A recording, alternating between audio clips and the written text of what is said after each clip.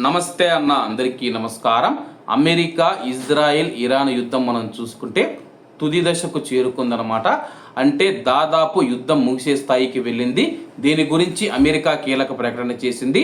యుద్ధాన్ని ముగించడానికి ప్రతిపాదించిన ఒప్పందంలోని కీలక అంశాలపైన రాబోయే 48 గంటల్లోగా ఇరాన్ నుంచి స్పందన వస్తుందని అమెరికా ఆశిస్తుందని చెప్పి అమెరికా అధికారులైతే యాక్సియస్ వార్తా సంస్థకైతే తెలిపారు. మరింత వివరమైన అణుచర్చలకు ఒక చట్టాన్ని నిర్దేశించే ఒక పేజీ అవగాహన ఒప్పందం పైన ఇరుపక్షాలు చర్చిస్తూ ఉన్నాయని చెప్పి ఆ నివేదిక పేర్కొంది.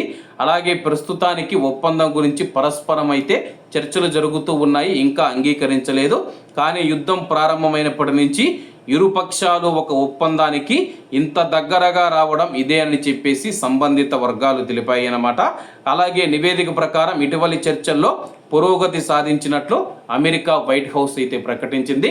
మరోవైపు అమెరికా అధ్యక్షుడు డొనాల్డ్ ట్రంప్ మనం చూసుకుంటే నేను చైనా పర్యటనకు అయితే వెళుతూ ఉన్నాను, నేను చైనా పర్యటనకు వెళ్ళి తిరిగి వచ్చేలోపు ఇరాన్ శాంతి ఒప్పందానికి ఆమోదం తెలుపుతుందని నాకు నమ్మకం ఉందని చెప్పేసి ఆ నమ్మకంతోనే నేను చైనా పర్యటనకు వెళుతూ ఉన్నాను, మళ్ళీ యుద్ధం ప్రారంభించే ఉద్దేశం తమకు లేదని చెప్పేసి శాంతి ఒప్పందం ద్వారా దౌత్య మార్గాల ద్వారా ఈ యొక్క యుద్ధాన్ని ఆపివేసేందుకు అమెరికా సిద్ధంగా ఉందని చెప్పేసి డొనాల్డ్ ట్రంప్ ప్రకటించారు.